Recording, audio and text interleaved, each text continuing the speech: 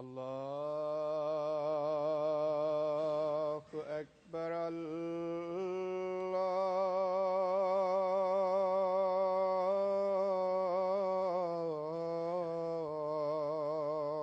أكبر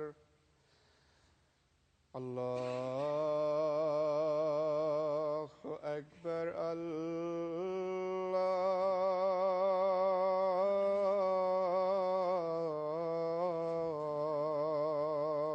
أكبر.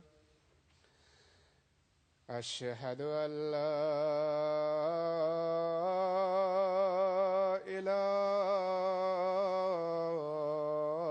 إله إلا الله. أشهد أن لا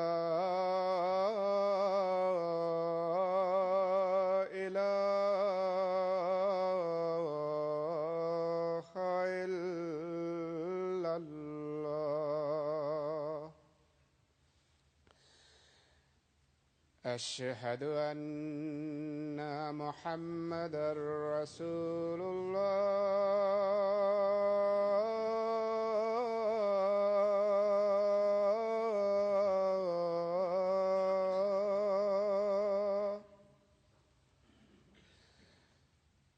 أشهد أن محمدًا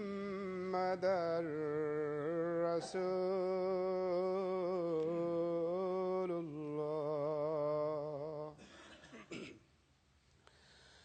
حي على الصلاة.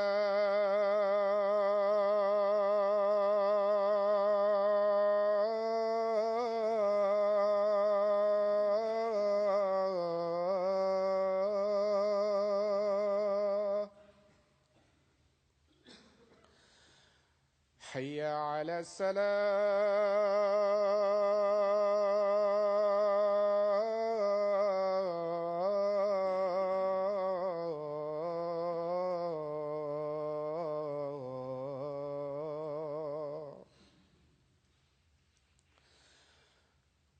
حي على الفلاح.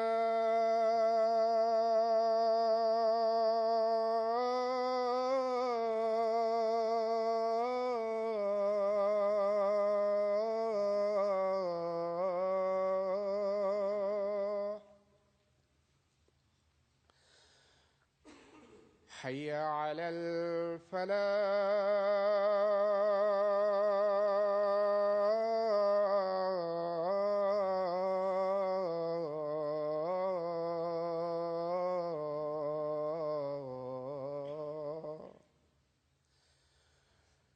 الله أكبر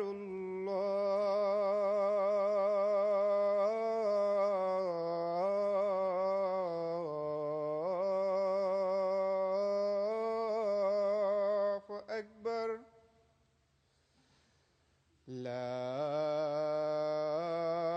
إله إلا الله.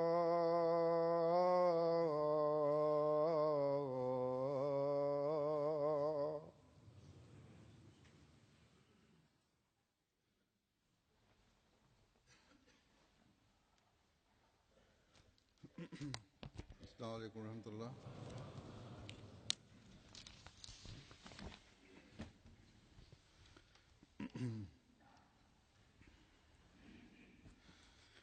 أشهد أن لا إله إلا الله وحده لا شريك له وأشهد أن محمدًا عبده ورسوله. أما بعد فأعوذ بالله من الشيطان الرجيم. بسم الله الرحمن الرحيم. الحمد لله رب العالمين الرحمن الرحيم مالك يوم الدين إياك نعبد وإياك نستعين اهدنا الصراط المستقيم صراط الذين أنعمت عليهم غير المغضوب عليهم ولا الضالين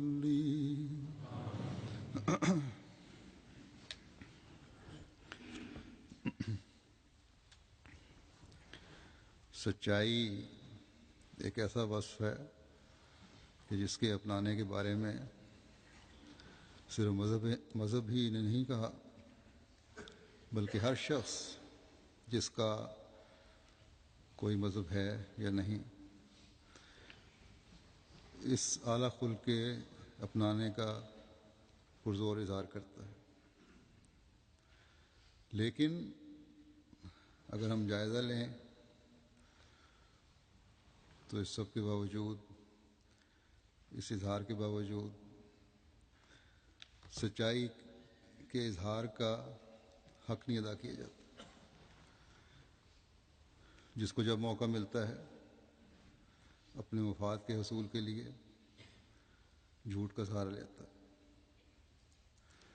انسان کی ذاتی زندگی سے لے کر بین الاقوامی تعلقات تک میں سچائی کا خلق اپنانے کا جس شدت سے اظہار کیا جاتا ہے، اسی شدت سے وقت آنے پر اس کی نفی کی جاتی ہے۔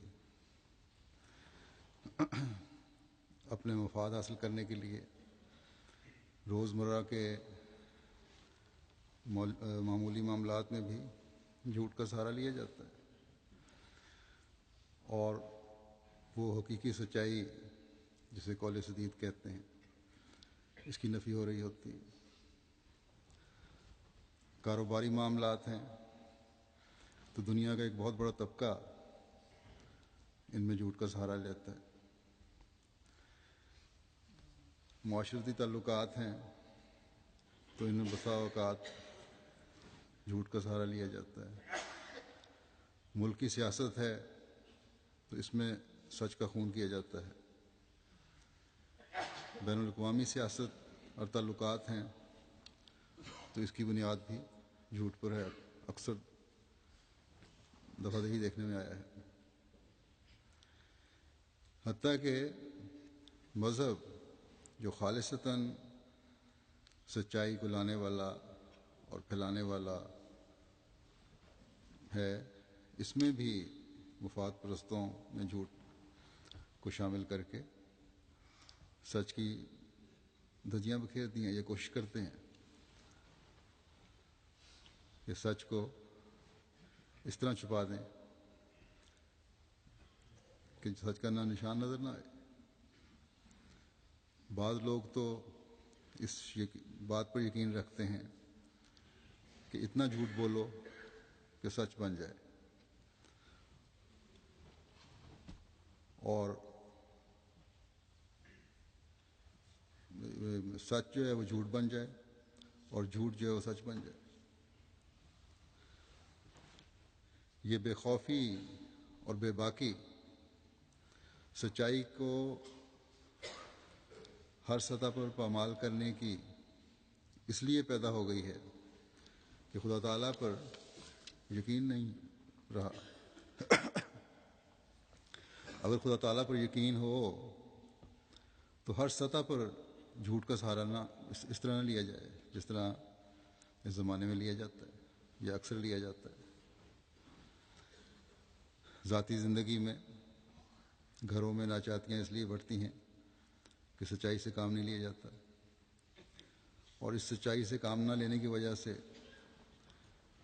میاں بیوی پر اعتماد نہیں کرتا اور بیوی میاں پر اعتماد نہیں کرتی، اور جب بچے دیکھتے ہیں کہ ماں باپ بہت سے موقعوں پر جھوٹ بول رہے ہیں تو بچوں میں بھی جھوٹ بولنے کی عادت ہو جاتی ہے۔ نئی نسل جو بعض غلط کاموں میں پڑ جاتی ہے وہ اس لیے کہ گھروں کے جھوٹ انہیں برائیوں پر ابھارتے ہیں۔ یوں لاشعوری طور پر یا شعوری طور پر اگلی نسلوں میں بجائے سچائی کی قدریں پیدا کرنے کے اسے بعض گھر زائل کر رہے ہوتے ہیں، اپنے بچوں کو برباد کر رہے ہوتے ہیں۔ پھر باقی معاشرتی تعلقات کا بھی یہی حال ہے۔ اسی طرح کاروباری جھوٹ ہیں، جیسا کہ میں نے کہا، بدقسمتی سے مسلمان ممالک میں یہ زیادہ عام بیماری ہے۔ سچائی اور صداقت کا جتنا شور مچایا جاتا ہے اتنا ہی عملاً اس کی نفی کی جاتی ہے۔ اسی طرح ملکی سیاست ہے، اس میں عموماً جھوٹ کا سہارا لیا جاتا ہے، لیکن مسلمان کہلانے والے ممالک جن کو اللہ اور اس کے رسول صلی اللہ علیہ وسلم نے سچائی پر قائم رہنے اور جھوٹ سے نفرت کرنے کی تلقین کی ہے، بڑی شدت سے ہدایت دی ہے، اتنا ہی وہ جھوٹ کا سہارا لیتے ہیں۔ گزشتہ دنوں پاکستان میں کراچی اور سندھ کے حالات پر جب ایک سیاستدان نے اپنے لوگوں سے ناراض ہو کر اندر کا تمام کچا چٹھا بیان کیا تو بعض سیاستدانوں اور تبصرہ نگاروں نے یہ تبصرہ کیا کہ یہ سچائی کا اظہار سیاستدان کا کام نہیں ہے، سیاستدان سے یہ توقع نہیں کی جا سکتی کہ کبھی سچ بولے، یہ سچ بول رہا ہے، یہ سیاستدان نہیں ہے، یہ پاگل ہو گیا۔ اس کا انکار نہیں کیا کہ جو باتیں ہیں وہ غلط ہیں، تبصرہ ہو رہا ہے تو اس بات پہ کہ یہ سچ بول رہا ہے اس لیے یہ پاگل ہے۔ تبصرہ والے کہتے ہیں کہ اپنی سیاسی زندگی اور دنیاوی منفعت کو داؤ پر لگا دیا اس نے، جو صرف ایک پاگل ہی کر سکتا ہے۔ گویا ان کے نزدیک یہ سچائی اور صداقت زوال کا ذریعہ بنے گی، یہ تو ان کا حال ہے۔ بس ان کی نظر میں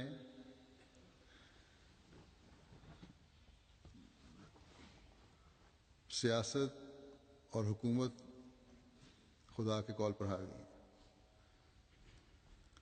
اللہ اور اس کا رسول کہتے ہیں جھوٹ نہ بولو، لیکن یہ کہتے ہیں کہ سیاست اور حکومت کے لیے جھوٹ بولو، اگر نہیں بولو گے تو تم غلط کرو گے۔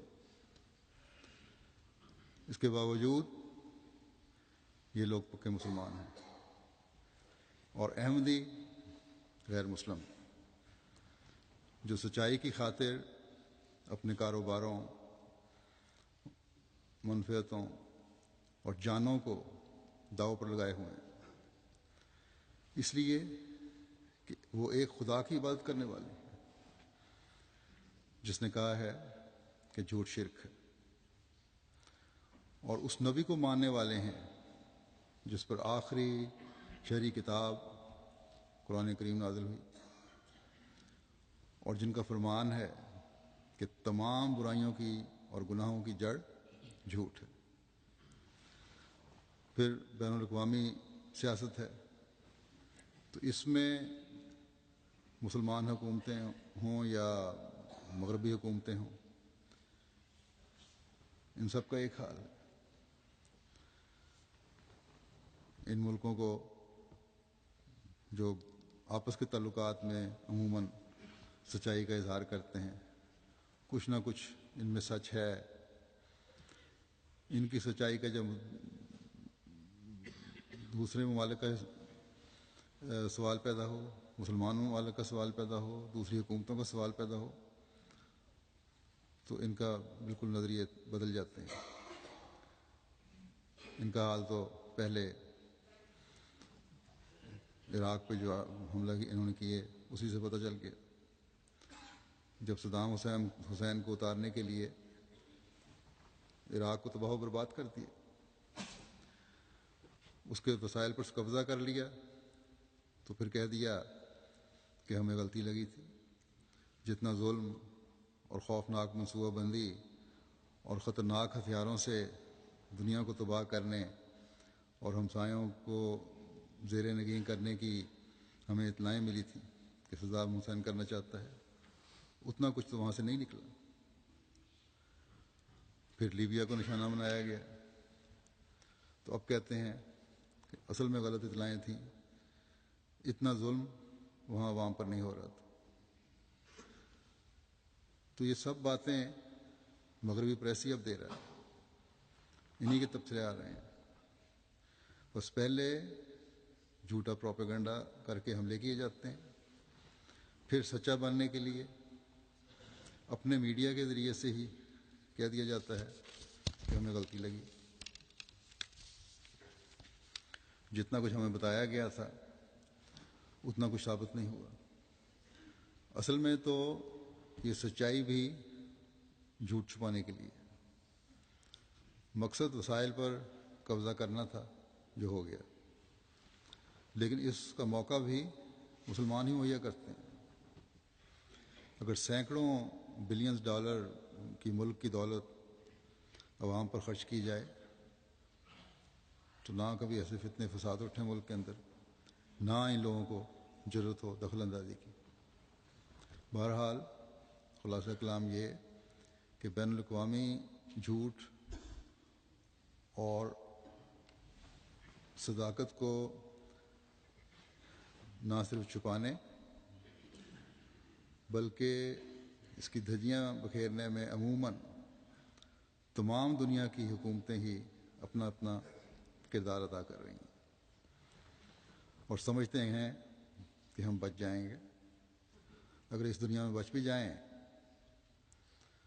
تو ایک آئندہ زمانہ بھی آنا ہے، ایک آئندہ زندگی بھی ملنی ہے، ایک آئندہ دنیا بھی ہے جس میں تمام حساب کتاب ہونے ہیں. پھر ان دنیا داروں پر ہی بس نہیں ہے.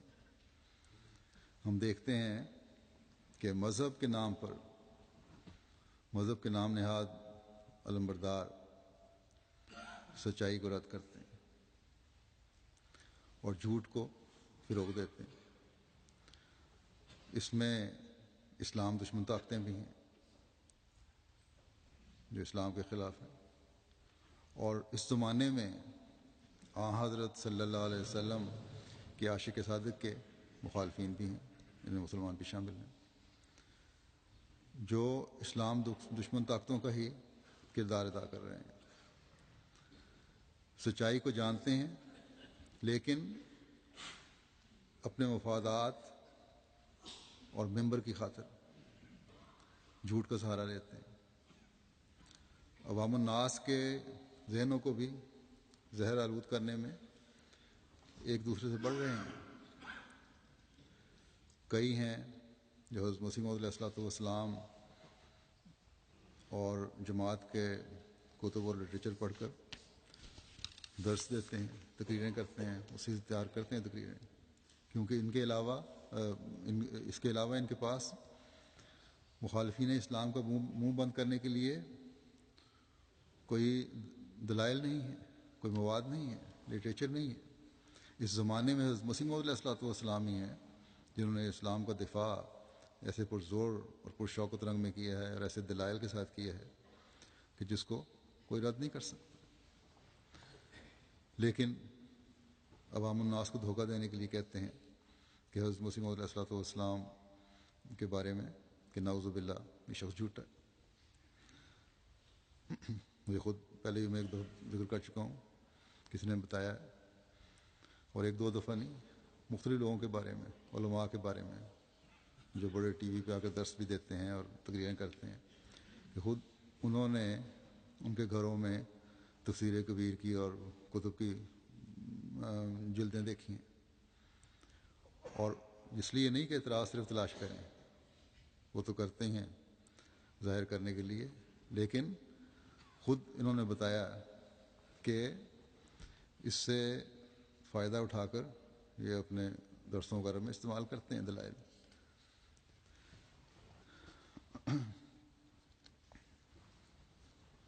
تو ان لوگوں کو اسلام کی برتری ثابت ہونے سے کوئی دلچسپی نہیں ہے، اس لیے عوام الناس کو بھی سچائی کے راستے دیکھنے کے طریق کبھی نہیں بتائیں گے کہ کہیں اس سے ان کے ممبر و محراب سے محراب ہاتھ سے نہ نکل جائیں، اس سے ہاتھ نہ دھونے پڑ جائیں۔ لیکن بہرحال یہ ان کی کوششیں ہیں، اور ہر زمانے میں جب بھی اللہ تعالیٰ اپنے کسی فرستادے کو بھیجتا ہے تو مخالفین یہی کوششیں کرتے ہیں، لیکن اللہ تعالیٰ کی تقدیر بھی ایک چلتی ہے، اور اللہ تعالیٰ کی تقدیر ہمیشہ غالب رہتی ہے۔ سچائی کو ہی اللہ تعالیٰ کی تقدیر نے غالب کرنا ہے،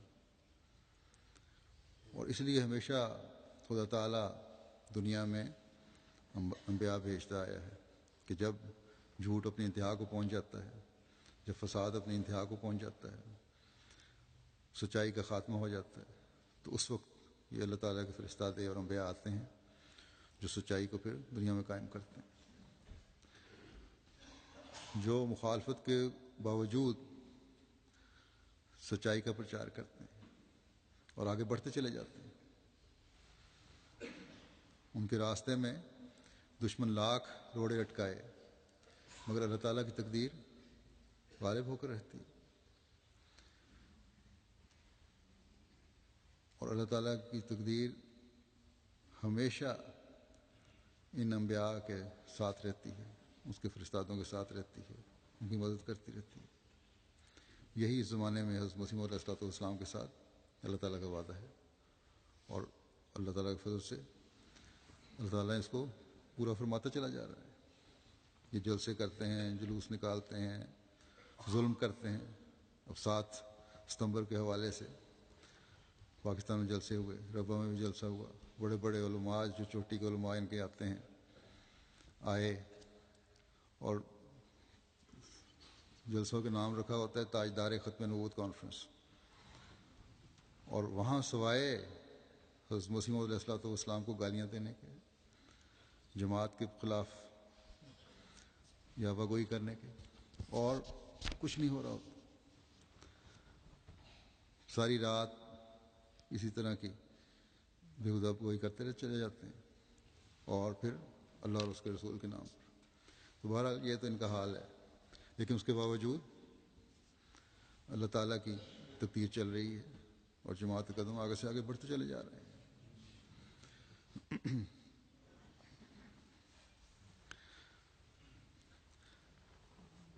اگر اللہ تعالیٰ کی یہ تقدیر نہ ہو، اللہ تعالیٰ اگر اپنے وعدوں کو پورا نہ کرے اور اس کے بھیجے ہوئے غالب نہ آئیں،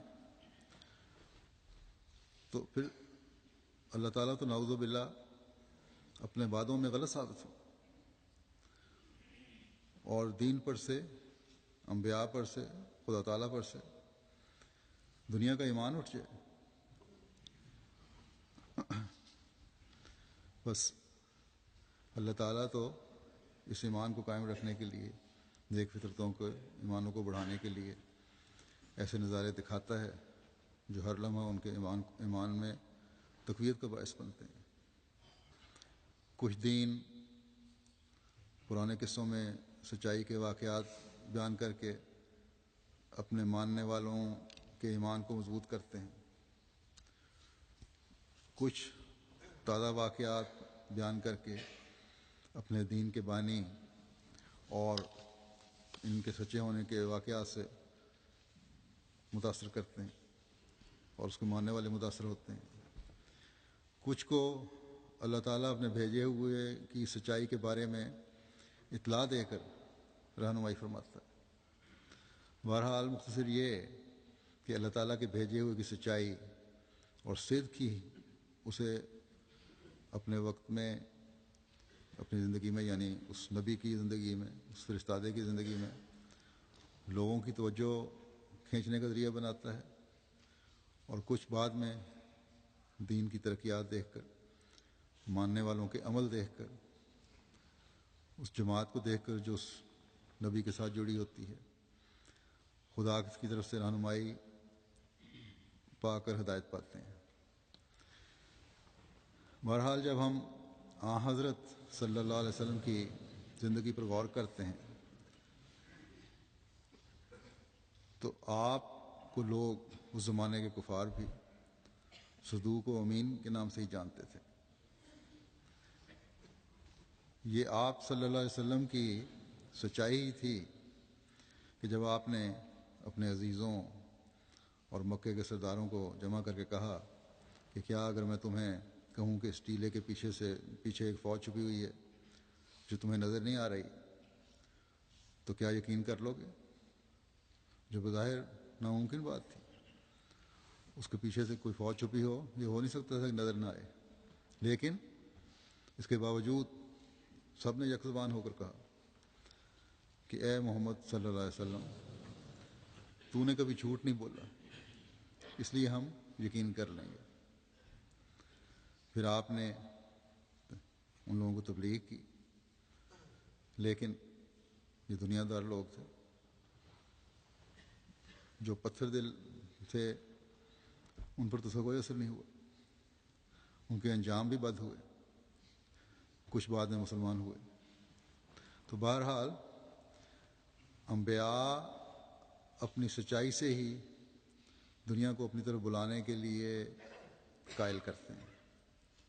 قرآن کریم نے بھی حضرت صلی اللہ علیہ وسلم کی تبلیغ کے ذکر کو بیان فرماتے ہوئے قرآن کریم میں آپ کے یہ الفاظ محفوظ فرمائے ہیں کہ فقط لبثت فیکم عمر من قبل افلا تعقلون، یعنی بس میں اس سے پہلے بھی تمہارے درمیان ایک عمر گزار چکا ہوں، کیا تم عقل نہیں کرتے؟ یہ وہ دلیل ہے جو نبوت کی سچائی اور خدا تعالیٰ کی طرف سے بھیجے جانے کے متعلق دی کہ میں نے ایک عمر تمہارے درمیان گزاری ہے، کبھی جھوٹ نہیں بولا۔ اب بوڑھا ہونے کو آیا ہوں تو کیا اب جھوٹ بولوں گا؟ اور وہ بھی خدا تعالیٰ پر جس نے جھوٹ کو شرک کے برابر قرار دیا ہے، اور یہ بھی میری تعلیم میں درج ہے۔ اور میں تو آیا ہی توحید کے قیام کے لیے ہوں۔ بس یہ حضرت صلی اللہ علیہ وسلم کا جواب تھا۔ بس انبیاء کی تبلیغ کا بہت بڑا ذریعہ اور ہتھیار ان کی سچائی کا اظہار ہوتا ہے، ان کی زندگی کے ہر پہلو میں سچائی کی چمک ہوتی ہے، جس کا حوالہ دے کر وہ اپنی تبلیغ کرتے ہیں، اپنا پیغام پہنچاتے ہیں۔ حضرت مسیح موعود علیہ الصلوۃ والسلام کو بھی یہ الہام ہوا کہ وَلَقَدْ لَبِثْتُ فِيكُمْ عُمْرًا مِّن قَبْلِهِ أَفَلَا تَعْقِلُونَ، اور میں ایک عمر تک تم میں رہتا رہا ہوں، کیا تم کو عقل نہیں؟ اس بارے میں نزول المسیح میں حضرت مسیح علیہ السلام فرماتے ہیں کہ قریباً 1882 میں اللہ تعالیٰ نے مجھے اس وحی سے مشرف فرمایا کہ وَلَقَدْ لَبِثْتُ فِيكُمْ عُمْرًا مِّن قَبْلِهِ أَفَلَا تَعْقِلُونَ، اور اس میں عالم الغیب خدا نے اس بات کی طرف اشارہ کیا تھا کہ کوئی مخالف کبھی تیری سوانے پر کوئی داغ نہیں لگا سکے گا۔ چنانچہ اس وقت تک جو میری عمر قریباً 65 سال ہے، جب آپ نے لکھا فرمایا کہ میری عمر 65 سال ہے، کوئی شخص دور یا نزدیک رہنے والا ہماری گزشتہ سوانے پر کسی قسم کا داغ ثابت نہیں کر سکتا، بلکہ گزشتہ زندگی کی پاکیزگی کی گواہی اللہ تعالیٰ نے خود مخالفین سے بھی دلوائی ہے، جیسا کہ مولوی محمد حسین صاحب نے نہایت پرزور الفاظ میں اپنے رسالہ اشاعت السنہ میں کئی بار ہماری اور ہمارے خاندان کی تعریف کی ہے، اور دعویٰ کیا ہے کہ اس شخص کی نسبت اور اس کے خاندان کی نسبت مجھ سے زیادہ کوئی واقف نہیں، اور پھر انصاف کی پابندی سے بقدر اپنی واقفیت کے تعریفیں کی ہیں۔ بس ایک ایسا مخالف جو تکفیر کی بنیاد کا بانی ہے، پیش گوئی وَلَقَدْ لَبِثْتُ فِيكُمْ کا مصدق ہے۔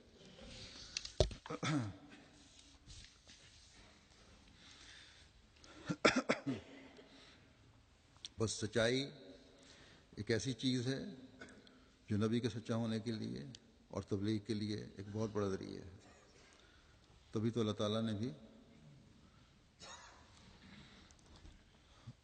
تعالیٰ بھی اپنے انبیاء کی اس بات کو کہ میں ایک عمر تک تو میں رہا ہوں، کبھی جھوٹ نہیں بولا، کیا اب بولوں گا، اس بات کو اپنے پیاروں کی ایک بہت بڑی خاصیت اور صفت کے طور پر پیش فرماتا ہے۔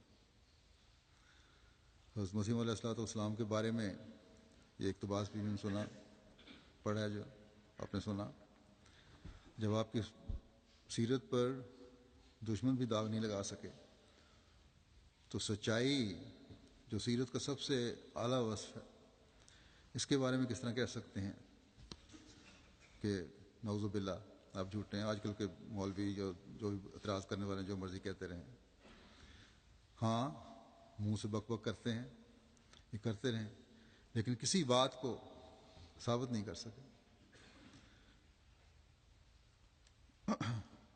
اور آج بھی جو لوگ نیک نیت ہیں اور نیک نیت ہو کر خدا تعالیٰ سے ہدایت اور مدد مانگتے ہیں، اللہ تعالیٰ ان پر حضرت مسیح علیہ السلام کی سچائی ثابت فرماتا ہے۔ ابھی گزشتہ جمعہ میں نے بعض واقعات بیان کیے تھے کہ کس طرح اللہ تعالیٰ نے حضرت مسیح علیہ السلام کی سچائی کی تصدیق فرمائی، جن لوگوں نے خالص ہو کر نیک نیت ہو کر اللہ تعالیٰ سے مدد اور دعا مانگی۔ بس یہ سچائی ہے جس کو انبیاء لے کر آتے ہیں، جس کا اظہار ان کے ہر زندگی کے ہر پہلو سے ہوتا ہے، اور یہ سچائی ہے جس کو ہم نے دنیا پر ظاہر کرنا ہے، جو مسیح علیہ الصلوۃ والسلام کے ماننے والے ہیں، کیونکہ انبیاء کے ماننے والوں کا بھی کام ہے کہ جس نبی کو وہ مانتے ہیں اس کی سچائی کے بارے میں بھی دنیا کو بتائیں، انہیں بھی ہدایت کے راستوں کی طرف لائیں۔ اور اس زمانے میں اسلام ہی وہ آخری مذہب ہے جو سب سچائیوں کا مرکز ہے۔ یہی وہ واحد مذہب ہے جو اپنی تعلیم کو اصلی حالت میں پیش کرتا ہے۔ یہی وہ واحد مذہب ہے جس میں ابھی تک خدا تعالیٰ کی کتاب اپنی اصل حالت میں موجود ہے اور انشاءاللہ قیامت تک موجود رہے گی۔ یہ قرآن کریم کا دعویٰ ہے جو سچائی اور ہدایت کا سرچشمہ ہے۔ باقی سب مذہبی کتب میں کہانیوں اور قصوں اور جھوٹ کی ملونی ہو چکی ہے۔ بس اس سچائی سے دنیا کو روشناس کروانا ایک مسلمان کا فرض ہے، لیکن مسلمانوں کی اکثریت تو خود غلط کاموں میں پڑی ہوئی ہے، جیسا کہ پہلے میں نے بیان کیا۔ وہ کسی کو سچائی کا کیا راستہ دکھائیں گے؟ ایک موقع پر ایک غیروں کے ساتھ عیسائی تھے، اکثریت کیا بلکہ تمام ہی بیٹھا ہوا تھا، ایک مجلس ہو رہی تھی، تو یہی باتیں ہو رہی تھیں کہ حضرت مسیح علیہ السلام یہ پیغام لے کر آئے ہیں اور تمام دنیا کے لیے پیغام ہے، یہ مسلمانوں کے لیے بھی ہے، عیسائیوں کے لیے بھی ہے، اور انشاءاللہ تعالیٰ جو نیک فطرتیں وہ جمع ہوں گے آپ کے ہاتھ پر، چاہے وہ عیسائی ہوں یا ہندو ہوں یا کوئی ہو۔ تو اس عیسائی نے ایک بات کی، غالباً کسی یونیورسٹی کا پروفیسر تھا لیکن مذہب سے اس کو کافی تعلق تھا، مجھے کہنے لگا پہلے مسلمانوں کی اصلاح کر لیں پھر ہماری عیسائیوں کی اصلاح کریں۔ تو بہرحال اس کو جواب تو میں نے اس وقت دیا جو بھی تھا، لیکن یہ حقیقت ہے کہ مسلمانوں کی اصلاح ہونا ضروری ہے، اور مسلمانوں کی وجہ سے ہی بعض دفعہ شرمندگی اٹھانی پڑتی ہے۔ لیکن بہرحال حضرت مسیح موعود علیہ السلام تو اس لیے آئے تھے تاکہ مسلمانوں کی بھی اصلاح کریں، اور مسلمانوں کے لیے ہی حضرت صلی اللہ علیہ وسلم نے یہ بھی حکم فرمایا تھا کہ جب وہ امام مہدی آئے تو تم اس کو ماننا، چاہے برف کی سیلوں پر جا کے ماننا پڑے۔ لیکن ہم احمدی جو حضرت صلی اللہ علیہ وسلم کے عاشق صادق کی جماعت ہونے کا دعویٰ کرتے ہیں، ہم نے یہ سچائی کا پیغام دنیا کو پہنچانا ہے، لیکن کس طرح؟ پہلے تو ہمیں اپنے آپ کو سچا ثابت کرنا ہوگا۔ انبیاء نے اپنی سچائی کی دلیل اپنی زندگی میں سچ کی مثالیں پیش کر کے دی کہ روزمرہ کی عام معاملات سے لے کر انتہائی معاملات تک کبھی ہم نے جھوٹ نہیں بولا کسی انسان سے تعلق میں، ڈیلنگ میں۔ بس یہ سچائی کا اظہار ہمیں بھی اپنی زندگیوں میں کرنا ہوگا، اور یہی کام ہے جو انبیاء کے ماننے والوں کا ہے، کہ جس طرح انبیاء اپنی مثال دیتے ہیں، ان کے حقیقی ماننے والے بھی اپنی سچائی کو اس طرح خوبصورت کر کے پیش کریں کہ دنیا کو نظر آئے۔ ہمیں تو حضرت صلی اللہ علیہ وسلم کے اسوے پر عمل کرنے کا حکم ہے۔ بس اس اسوے پر چلتے ہوئے سچائی کے خلق کو سب سے زیادہ ہمیں اپنانا ہوگا۔ ہم حضرت مسیح موعود علیہ السلام کے مشن کو تبھی پورا کر سکتے ہیں جب اس خلق کو اپنائیں گے، تبھی ہم حضرت صلی اللہ علیہ وسلم کے پیغام کو دنیا تک پہنچانے میں کامیاب ہو سکتے ہیں۔ لیکن سچائی کے معیار تبھی حاصل ہوں گے جب ہمارے کاموں میں، ہماری باتوں میں، ہر طرف، ہر سطح پر ہم ہمارے کاموں میں، ہماری باتوں میں برکت تبھی پڑے گی اور یہ معیار تبھی کام حاصل ہوں گے جب ہم ہر سطح پر خود اپنی زندگی کے ہر لمحے کو سچائی میں ڈھالیں گے۔ ہماری گھریلو زندگی سے لے کر ہماری باہر کی زندگی اور جو بھی ہمارا حلقہ اور ماحول ہے، اس میں ہماری سچائی ایک مثال ہوگی، تبھی ہماری باتوں میں بھی برکت ہوگی، تبھی ہمارے اخلاق اور سچائی دوسرے کو متاثر کر کے احمدیت اور اسلام کے قریب لائیں گے۔ بس اس کے لیے ہمیں ایک جد و جہد اور کوشش کرنی ہوگی، اپنے عملوں کو سچائی سے سجانا ہوگا۔ اگر ہم چھوٹے چھوٹے مالی فائدوں کے لیے جھوٹ کا سہارا لینے لگ گئے تو پھر ہماری باتوں کا کیا اثر ہوگا؟ جیسا کہ پہلے میں کئی مرتبہ کہہ چکا ہوں، اگر ہم غلط بیانی کر کے مثلا حکومت سے، کونسل سے مالی مفاد حاصل کر رہے ہیں، اگر ہم اپنے ٹیکس صحیح طور پر ادا نہیں کر رہے تو پکڑے جانے پر پھر جماعت کی بدنامی کا باعث بنتے ہیں، کیونکہ احمدی کا ہر ایک کو پتہ چل جاتا ہے کہ یہ احمدی ہے، اور جب بدنامی ہو جائے تو پھر تبلیغ کیا ہوگی؟ کس طرح ثابت کریں گے کہ جس جماعت سے آپ کا تعلق ہے، جس کا دعویٰ ہے کہ احمدی برائیوں میں ملوث نہیں ہوتے، قانون کے پابند رہتے ہیں، باقی مسلمانوں سے مختلف ہیں، کیونکہ انہوں نے اس زمانے میں اس شخص کی بیعت کی ہے جو دنیا کی رہنمائی کے لیے آیا ہے، تو یہ ثابت کرنا مشکل ہو جائے گا۔ بس یہ ثابت کرنے کے لیے یہ بہت ہمیں اپنے عملوں کو درست کرنا ہوگا، چھوٹی چھوٹی باتوں کا خیال رکھنا ہوگا۔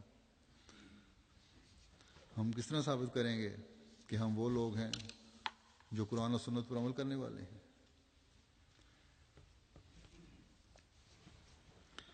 بس ہمیں اپنی ذاتی اصلاح کی طرف بھی اس کام کو پھیلانے کے لیے، جماعت کی نیک نامی کے لیے بہت کوشش کرنے کی ضرورت ہے۔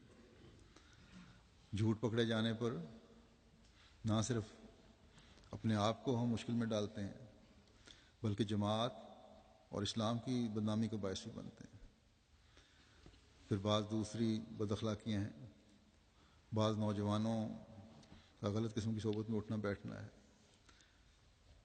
پھر میاں بیوی کے گھریلو جھگڑے ہیں، پہلے ہی میں نے عرض کیا، جن میں بعض اوقات پولیس تک معاملے پہنچ جاتے ہیں۔ وہاں پھر کوئی نہ کوئی فریق غلط بیانی سے کام لیتا ہے۔ تو بہرحال یہ سب چیزیں جماعت کی بدنامی کا باعث بنتی ہیں اور معاشرے میں غلط اثر قائم ہو کر تبلیغ میں روک کا بھی باعث بنتی ہیں۔ پھر اس کے علاوہ اگر غلط بیانی کی عادت پڑ جائے تو جماعت کے اندر بھی اپنے معاملات میں جھوٹ کا سہارا لیا جاتا ہے، اور پھر اس جھوٹ سے ہر معاملے میں بے برکتی پڑتی چلی جاتی ہے۔ جیسا کہ میں نے کہا، اس سے گھروں میں بھی بچوں پر برا اثر پڑ رہا ہوتا ہے، بات کا اثر نہیں ہوتا۔ کئی بچے بچیاں مجھے لکھ بھی دیتے ہیں کہ ہمارا باپ باہر بظاہر بڑا نیک، شریف اور سچا اور کھرا مشہور ہے، خدمت کرنے والا بھی ہے، لیکن گھروں کے اندر ہمیں پتہ ہے غلط باتیں کرنے والا ہے اور سچائی سے ہٹا ہوا ہے۔ تو ایسے باپوں کا بچوں پر کیا اثر ہوگا، یا ایسی ماؤں کا بچوں پر کیا اثر ہوگا جو اس کی غلط بیانی سے کام لیتی ہیں۔ اگر پوچھو تو پھر جھوٹ کا سہارا لیا جاتا ہے کہ ہم ٹھیک ہیں، سب ٹھیک ہے۔ تو ایسے لوگوں کے پھر تبلیغ کا اور بات کا بھی اثر نہیں ہوتا۔ جن کے گھروں کے بچوں پر ہی اثر نہیں ہو رہا، جن کے گھروں کے بچے ہی ان سے غلط اثر لے رہے ہیں، ان پر غلط اثر قائم ہو رہا ہے، وہ باہر کیا اصلاح کریں گے؟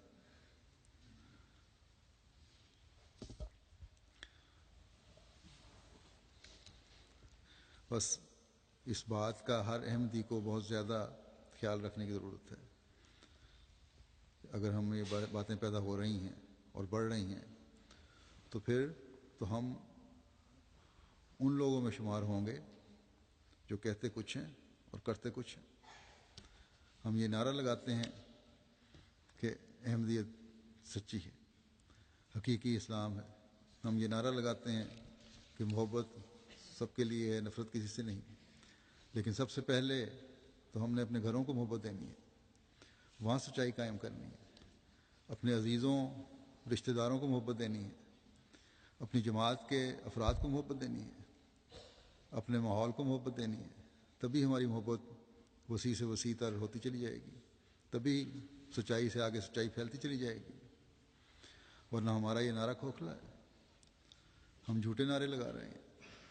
ہمارے گھروں میں تو بے چینیاں ہوں اور ہم دوسروں کو بلا رہے ہوں کہ آؤ اور سچائی کو پا کر اپنی بے چینیوں کو دور کرو۔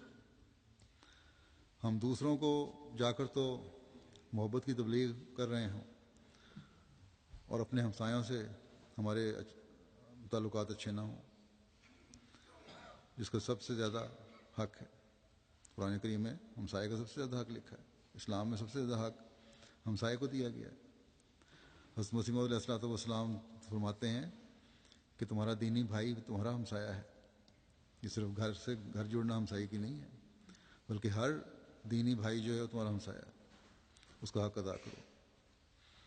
بس اگر ہم سچے ہیں تو آپس کے تعلقات کو بھی مضبوط جوڑنا ہوگا، ورنہ ہماری تبلیغ بے برکت ہوگی۔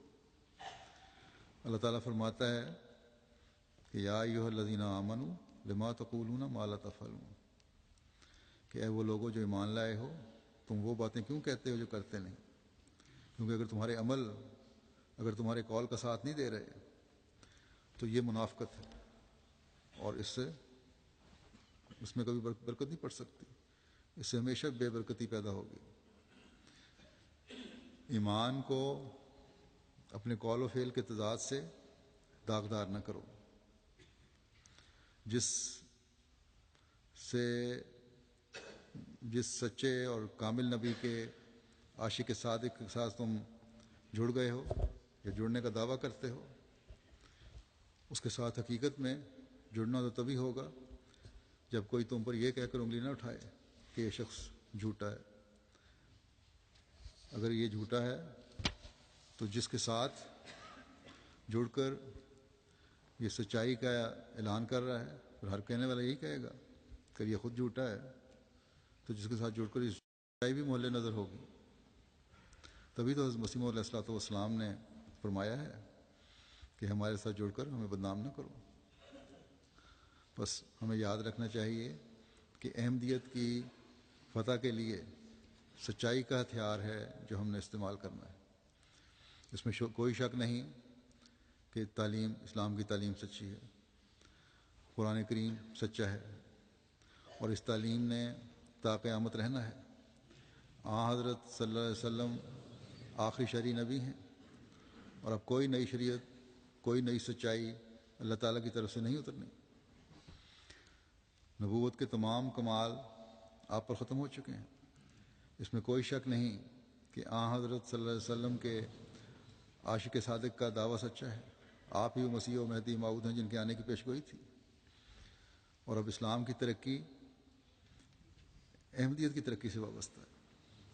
لیکن اس ترقی کا حصہ بننے کے لیے، اس سچائی کے پھیلانے کے لیے جو احمدیوں کی ذمہ داری ہے، اس کو ادا کرنے کے لیے ہمیں اپنے عمل بھی سچے کرنے ہوں گے، اس تعلیم کے مطابق ڈھالنے ہوں گے جس تعلیم کی ہم تبلیغ کر رہے ہیں۔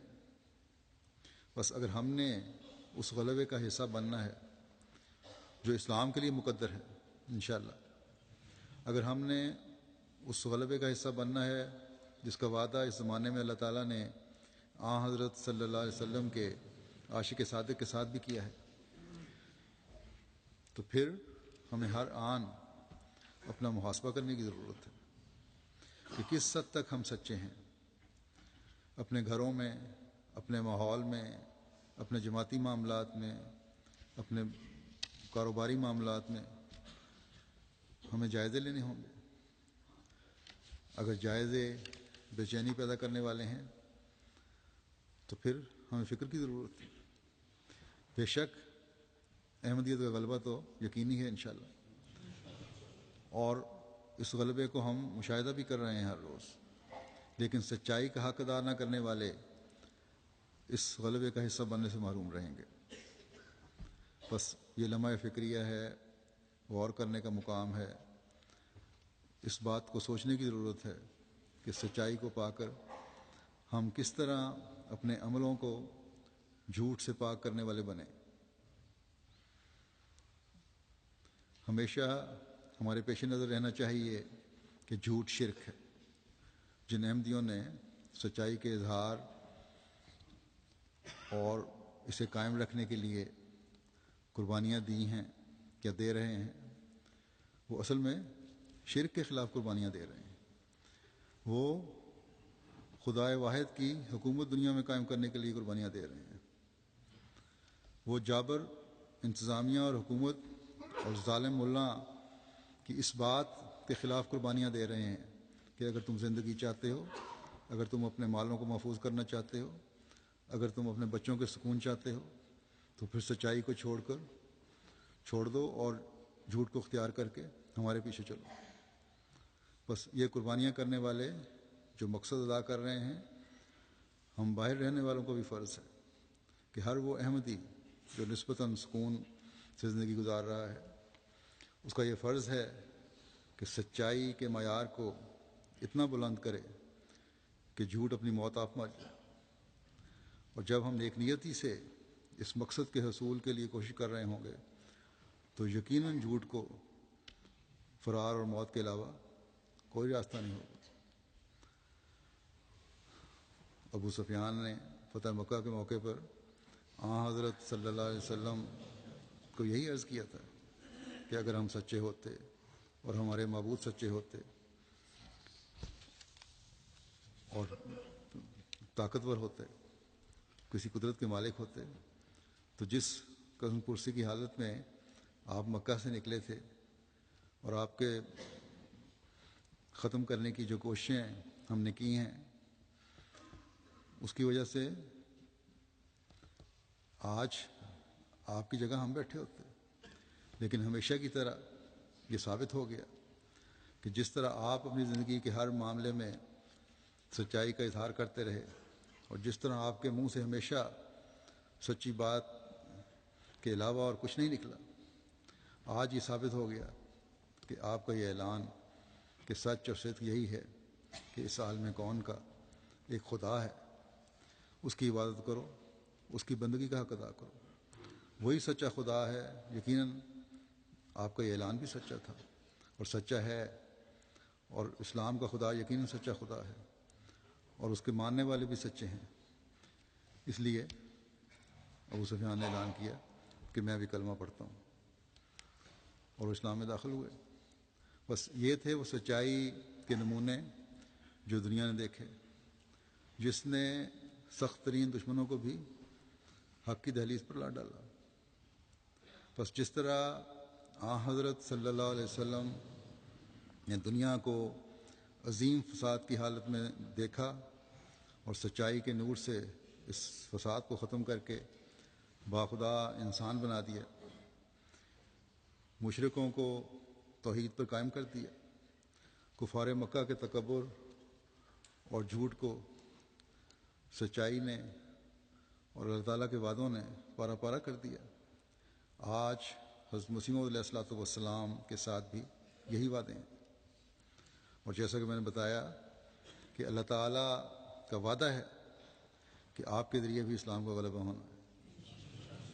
لیکن ہمیں باخدا بننے کی ضرورت ہے، سچائی کو اپنی زندگیوں کا حصہ بنانے کی ضرورت ہے، سچائی پر قائم رہتے ہوئے اپنے ایمانوں کو قوی کرنے کی ضرورت ہے تاکہ یہ نظارے دیکھ سکیں.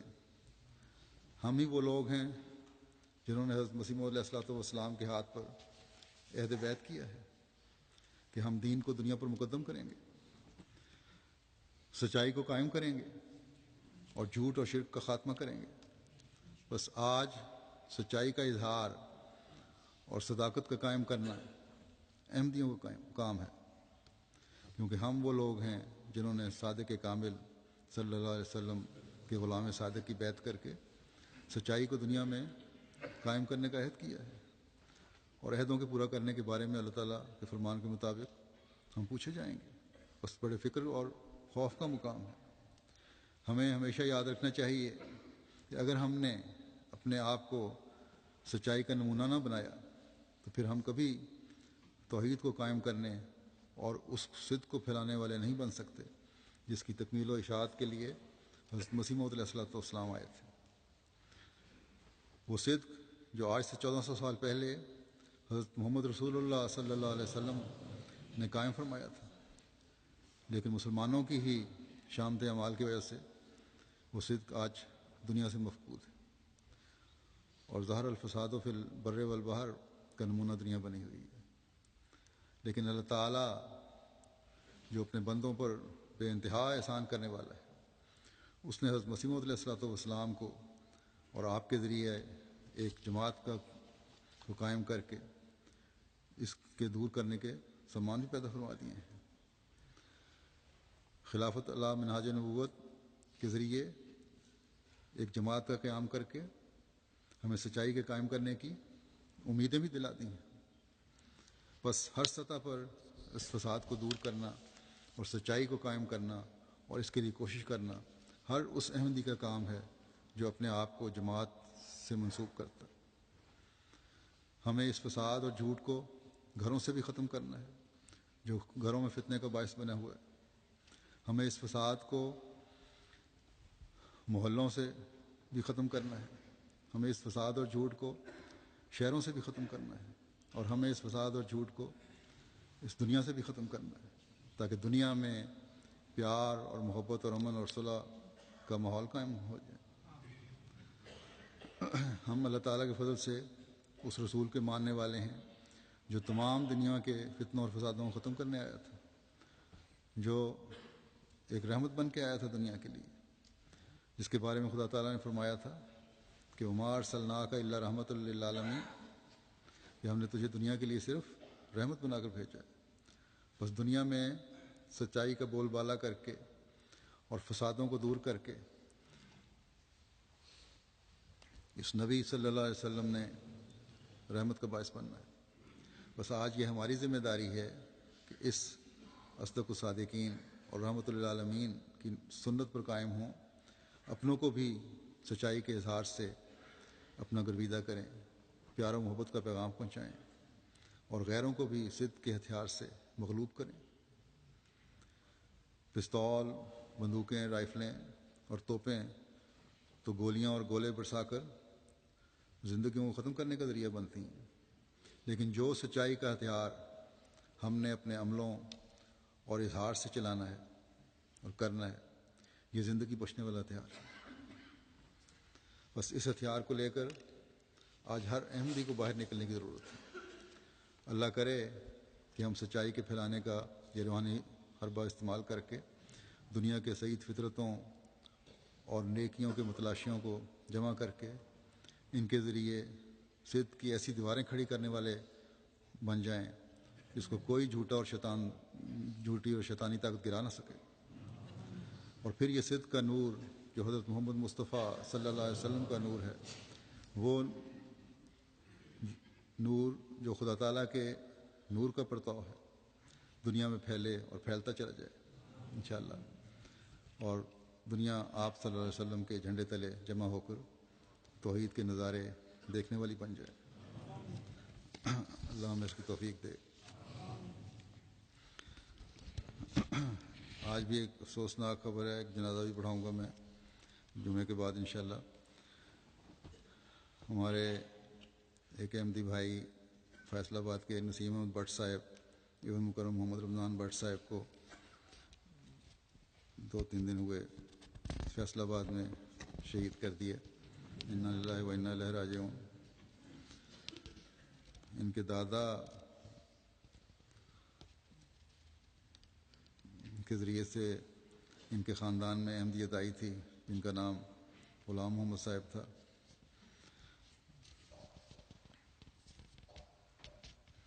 ان کو حضرت خلیفۃ مسیح ثانی رضی اللہ عنہ کے دور میں بیعت کی سعادت حاصل ہوئی۔ نسیم احمد بٹ صاحب 1957 میں فیصل آباد میں پیدا ہوئے اور پیدائشی احمدی تھے۔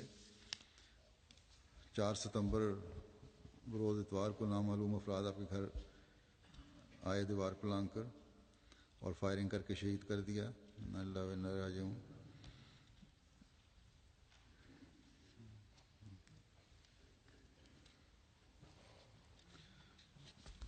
تین اور 4 ستمبر کی رات کو یہ آئے تھے۔ پہلے آپ سوئے ہوئے تھے باہر صحن میں، آپ کو اٹھایا اور آپ کو نیند کی حالت میں آپ پر فائرنگ کر دی۔ 2 فائر پیٹ میں لگے، دوسرا کمر میں لگا۔ زخمی حالت میں آپ کو اسپتال پہنچایا گیا اور 4 ستمبر کو آپ کی وفات ہوئی صبح 9 بجے اسپتال میں۔ شہادت سے قبل گولیاں لگنے کے بعد خود کو سنبھالا اور اپنی بیوی کو حوصلہ اور صبر کی تلقین کرتے رہے۔ آپ کے چھوٹے بھائی وسیم احمد بٹ صاحب 1994 میں، اور پھر آپ کے تایا زاد بھائی نصیر احمد بٹ صاحب ولد اللہ رکھا صاحب گزشتہ سال جب ان دونوں کو بھی شہید کیا گیا تھا۔ اس موقع پر بھی آپ نے بڑے صبر اور حوصلے کا مظاہرہ کیا۔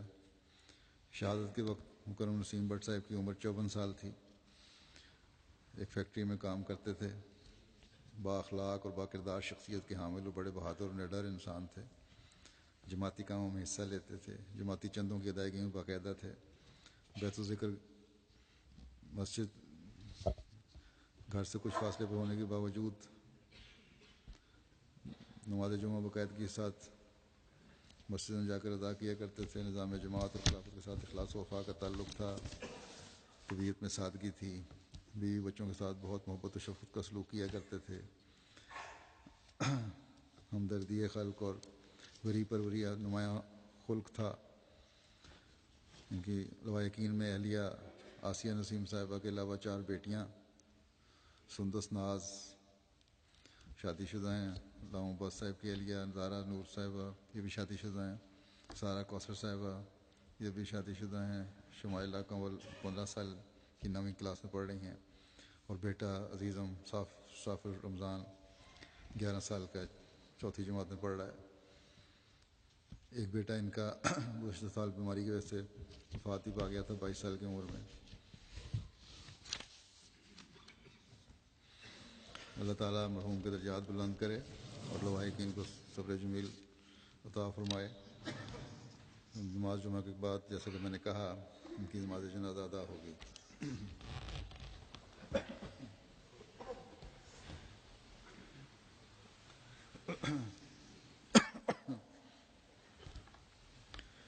الحمد لله نحمده ونستعينه ونستغفره ونؤمن به ونتوكل عليه ونعوذ بالله من شرور أنفسنا ومن سيئات أعمالنا من يهده الله فلا مضل له ومن يضلل فلا هادي له ونشهد أن لا إله إلا الله ونشهد أن محمدا عبده ورسوله۔ یہ شہید ہوئے ہیں، ان کے 2 دن بعد فیصل آباد میں بھی ہمارے ایک جماعت کے سیکٹری عمر احمد تھے، ان کو اوپر فائرنگ کی گئی اور 4 گولیاں ان کو لگی ہیں، ہسپتال میں داخل ہیں۔ کل تک کریٹیکل حالت تھی، اللہ کے فضل سے کچھ بہتر ہیں۔ ان کے لیے بھی دعا کریں اللہ تعالیٰ ان کو شفائے کاملہ واجلہ سے نوازے۔